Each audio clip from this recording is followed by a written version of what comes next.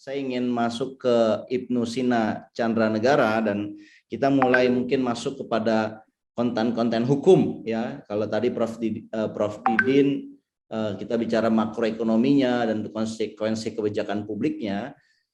Bang Ibnu Sina, saya sangat senang Bang Ibnu bisa datang di Zuminari kita ini dan setidaknya bisa memberikan satu gambaran yang sifatnya tidak emosional tetapi sangat ada dasar hukumnya gitu tentang gugatan ke MK ini dan sekarang ini kan kita sudah berada di titik kesimpulan ya Mas Ibnu ya, so, kalau saya tidak salah, dan harusnya kan kesimpulan ini tidak ada lagi proses apa istilahnya pembelaan atau dari pihak baik itu penggugat ataupun dari pihak negara, pihak pemerintah begitu. Tapi yang saya dengar, Mas Ibnu Sina, mungkin Mas Ibnu juga bisa mengklarifikasi. Ini ada beberapa proses administrasi atau apa yang dimana pemerintah itu juga masih memberikan supply informasi, padahal katanya sudah sampai ke fase kesimpulan. Jadi sebenarnya proses persidangan ini seperti apa, Pak Ibnu Sina? Saya persilakan, Pak. Baik, terima kasih Pak Ahmad Nur Hidayat atas kesempatannya, Bapak Ibu sekalian yang ikut menyimak Zuminari ini. Izinkan saya merespon beberapa hal, mulai dari aspek teknis persidangan hingga ke substansi yang menjadi hal yang pokok. Ya. Pertama adalah misalnya kalau teknis persidangan sederhananya singkatnya seperti ini. Secara proses, ini hukum acaranya singkat, karena pasca Undang-Undang Cipta Kerja akan diputus akan lebih cepat, yaitu dia 60 hari, maka sebelum Juni ataupun di awal Juli seharusnya sudah dibacakan putusannya. Nah, berkaitan dengan proses persidangan seperti yang disampaikan di muka oleh Prof Saiful dan juga tadi diantar oleh Pak Dr. Fadil Hasan, bahwa prosedurnya sudah dijalankan sebagaimana baik mestinya dan juga sudah maksimal. Karena ini persidangannya formil, sehingga bukti yang paling pertama dan paling menentukan itu adalah bukti surat sebetulnya. Jadi saksi ataupun ahli sifatnya dia menjadi bukti pendukung. Jadi bukti determinannya adalah surat. Nah, berkaitan dengan bukti surat atau tertulis sudah disampaikan dan dilengkapi. Pada pekan-pekan lalu, kami bersama dengan pemohon dengan Pak Marwan untuk dari segi penasihat hukum ya, kami telah melakukan inzage. Inzage itu pemeriksaan berkas yang diajukan oleh para pihak. Kami menyimak bahwa hingga pada pekan lalu atau sudah saat habis waktu pemberian kesimpulan, DPR belum sama sekali memberikan keterangan tertulisnya kepada mahkamah serta bukti-bukti yang diminta oleh mahkamah. Sehingga rasa optimis yang disampaikan oleh Prof Saiful tadi itu beralasan. Dan hal yang kemudian dicemaskan oleh Pak Marwan tadi juga mempunyai daya dukung sekarang, yaitu memang pemerintah yang paling bersemangat menyampaikan bukti, sedangkan DPR nampaknya hingga pada saat kesimpulan atau sudah tidak bisa memasukkan bukti tertulis lagi, belum juga menyampaikan bukti keterangan tertulis resminya dan bukti yang diminta oleh mahkamah. Yang disampaikan oleh Pak Arteria Dahlan ketika itu bahwa semua lengkap, tapi nyatanya ketika kami inzage atau pemeriksaan berkas saat kesimpulan dimohonkan, itu ternyata tidak terdapat hal yang demikian itu. Sehingga dari teknis persidangan, maka mempunyai gambaran yang cenderung seharusnya kita diuntungkan. Seperti itu. Tapi saya mau bicara aspek yang lain ini Pak, sedikit Pak, berkaitan dengan ini dari segi hukum. Saya mau bilang begini, berkaitan dengan IKN ini sebetulnya ada 3 hal yang perlu kita cermati, yaitu saya menyebutnya, biar mudah, saya sebutnya sebagai aspek primer, aspek sekunder, dan aspek tersier. Aspek primer itu adalah berkaitan dengan pembentukan hukum, pembentukan aturan hukum perpindahan ibu kota ini. Nah, yang kita uji sekarang ini primer. Kalau ini dikabulkan, semuanya rontok, baik yang sekunder maupun tersier. Tapi apakah kemungkinan besar bisa dikabulkan? Ya, kalau memang proses hukumnya masih berjalan, kita belum bisa memastikan. Tetapi kalau sampai yang primer ini dikabulkan, maka semua rontok, yaitu berkaitan dengan proses pembentukan undang-undang.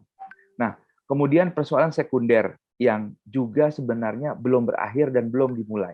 secara hukum. Jadi kalau kita sekarang sedang ribut-ribut IKN, sebetulnya masih di tahap primer persoalannya. Tapi tahap sekundernya belum dimulai secara hukum. Karena tahap primer ini harus diputus dulu. Tahap primer itu apa? Tahap primer adalah isi dari undang-undang itu belum diuji. Misalnya, ambil contoh, soal tata kelola IKN itu masih bermasalah. Ambil contoh, yang memimpin IKN itu adalah kepala otorita, kedudukannya setingkat menteri. Ini menteri apa bukan? Dengan istilah setingkat. Sedangkan di Undang-Undang Kementerian tidak pernah ada jabatan yang serupa dengan menteri yang mempunyai kewenangan dalam urusan IKN. Jadi ini masih akan dipersoalkan di kemudian hari oleh orang yang merasa dia dirugikan. Atau misalnya IKN itu sendiri ditentukan kedudukannya setingkat provinsi. Jadi dia provinsi atau bukan? Sedangkan Undang-Undang Dasar bilang bahwa pemerintahan daerah bentuknya hanya 2, provinsi atau kabupaten. Jadi menggunakan istilah setingkat provinsi itu menimbulkan persoalan yang belum diuji dan belum dimulai. Lalu kemudian yang ketiga, ini yang kemudian sudah kita singgung sebetulnya di dalam gugatan kita, termasuk yang kedua, yaitu aspek tersier. Misalnya ambil contoh soal perpajakan. Kan kita menyinggung soal perpajakan, bahwa akan ada pajak khusus, pungutan khusus untuk warga IKN. Pemerintah menjawab, itu pajaknya, itu pungutannya untuk warga IKN saja. Nah, sekarang timbul persoalan. Seolah-olah masalah selesai dengan jawaban seperti itu. Misalnya, kemudian kalau kita ajukan pertanyaan kepada pemerintah, sayangnya tidak bisa ada sesi itu diberikan oleh mahkamah. Apakah sekarang ada warga IKN itu? Bukankah sekarang masih PSU? Sekarang sudah keluar peraturan pemerintah tentang pajak untuk IKN, tetapi warga IKN-nya belum ada. Buktinya di mana? Kita bisa melihat KTP kita masing-masing. Di dalam KTP kita itu ada provinsi di mana KTP itu dikeluarkan. Kita adalah warga pemerintah daerah di sana. Sehingga pungutan daerah sangat merujuk kepada KTP kita. Nah, sekarang belum ada tuh ketentuan tentang kartu tanda penduduk untuk warga IKN, dan ketentuan mengenai perpajakannya sudah keluar.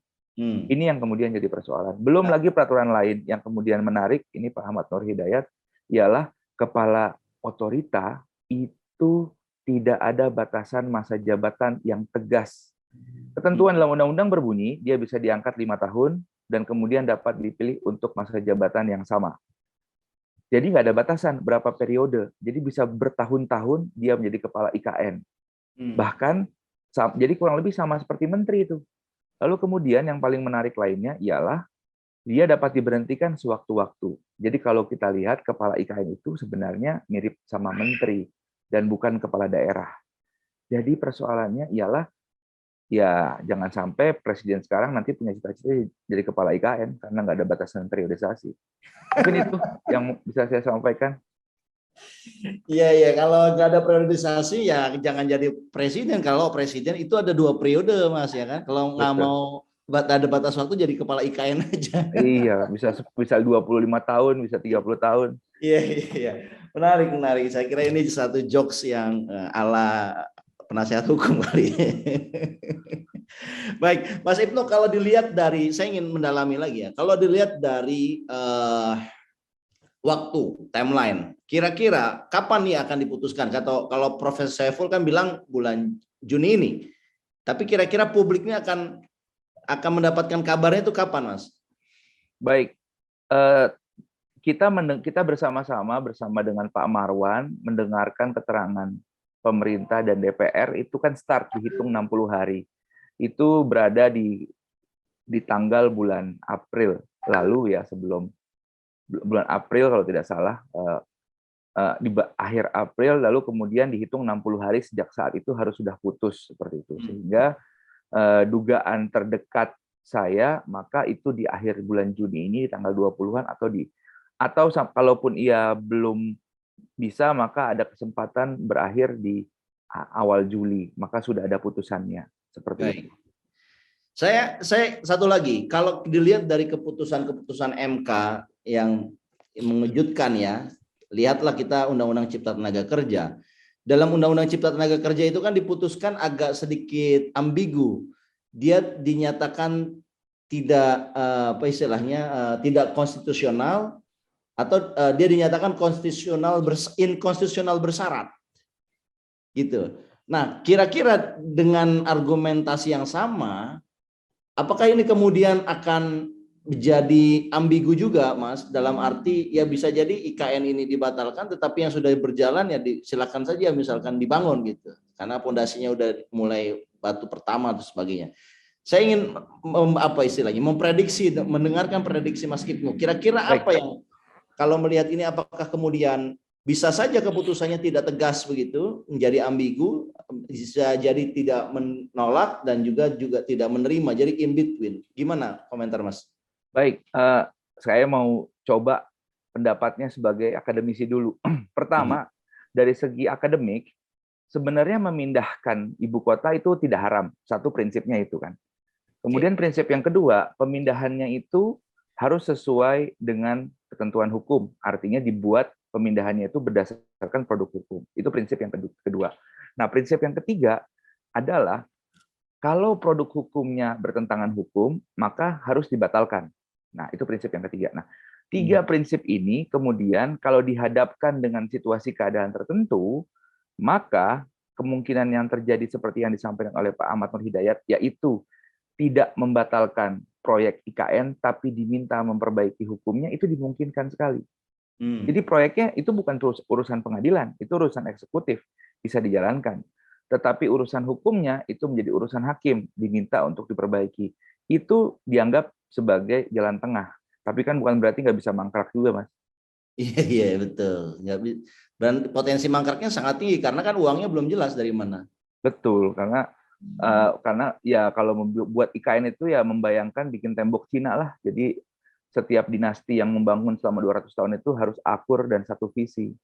Nah, ini pemilu kita 5 tahun sekali, kita tidak punya roadmap yang jelas, apalagi tiba-tiba muncul IKN seperti yang dikritik oleh Pak Marwan dalam gugatannya, kan dia bilang bahwa ini nggak ada perencanaan, ini ujuk-ujuk ada, maka ujuk-ujuk nggak ada juga jadi hal yang mungkin. Ada banyak pengayaan yang kemudian bisa didengar dan kemudian memberikan berbagai macam harapan dan juga strategi untuk antisipasi hal-hal yang mungkin justru menjadi satu hal yang perlu dihindari dari proses yang diajukan saat ini. Kalau kemudian kembali kepada awal, bahwa yang saya sebutkan di awal, bahwa tahapan yang dilakukan ini sebetulnya adalah tahapan primer, ya, yang utama. Apabila dikabulkan, maka akan rontok semuanya.